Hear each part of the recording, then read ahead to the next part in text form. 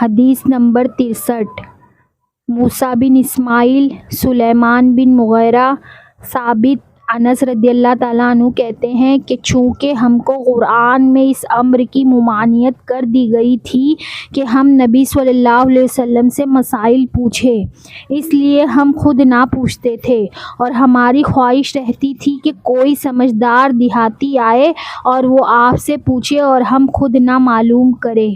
ایک دن ایک دیہاتی شخص آیا اور اس نے آپ سے کہا کہ ہمارے پاس آپ کا قاصد پہنچا اور اس نے ہمیں اس بات کی اطلاع دی کہ آپ فرماتے ہیں کہ آپ کو اللہ بزرگ و برتر نے پیغمبر بنایا ہے۔ آپ نے فرمایا اس نے سچ کہا۔ پھر اس شخص سے کہا آسمان کو کسی نے پیدا کیا ہے؟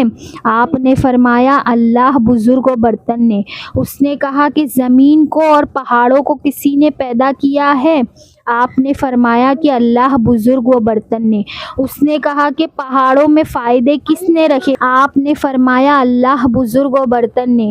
یہ سن کر وہ کہنے لگا آپ کو اسی ذات کی قسم جس نے آسمان پیدا کیا اور زمین کو پیدا کیا اور زمین میں پہاڑوں کو نصب کیا اور ان میں منافع رکھے، سچ بتائیے کہ کیا اللہ نے آپ کو پیغمبر بنایا ہے؟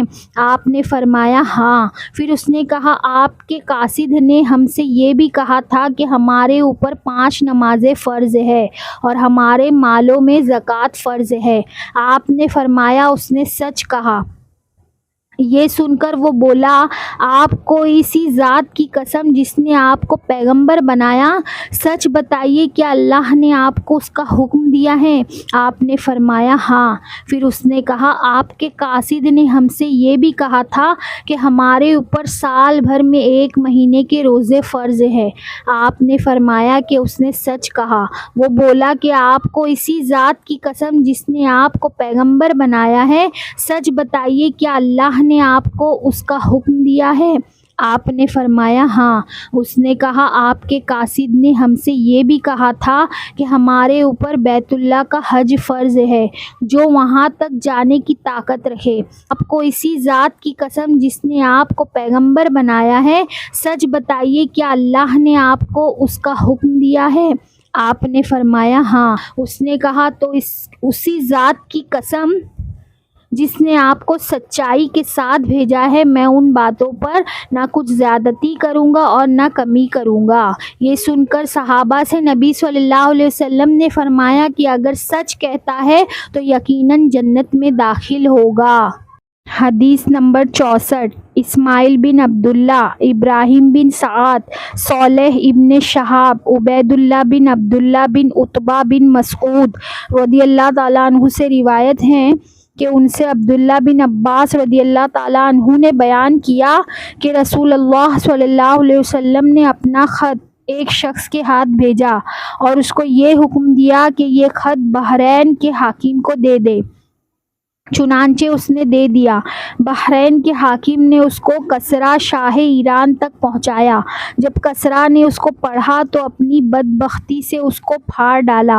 ابن شہاب جو اس حدیث کے راوی ہے کہتے ہیں کہ میرے خیال میں ابن مسیب نے اس کے بعد مجھ سے یہ کہا کہ رسول اللہ صلی اللہ علیہ وسلم نے اپنے خط کو پھاڑنا سنا تو ان لوگوں کو بد دعا دی کہ ان کے پر خچے اڑا دیے جائیں گے۔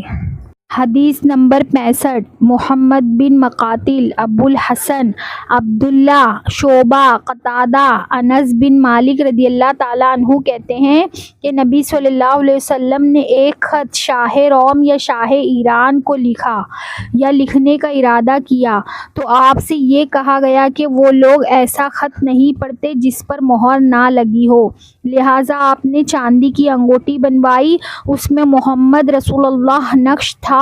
حضرت انس رضی اللہ تعالیٰ عنہ کہتے ہیں کہ اس انگوٹھی کی سجاوٹ میرے دل میں کہب گئی، گویا مجھے معلوم ہو رہا ہے کہ وہ اس وقت بھی میری نظر کے سامنے آپ کی انگلی میں چمک رہی ہے۔ شعبہ جو اس حدیث کے راوی ہے کہتے ہیں کہ میں نے قتادہ سے کہا کہ یہ آپ سے کس نے کہا کہ اس میں محمد رسول اللہ نقش تھا؟ وہ بولے انس نے کہا۔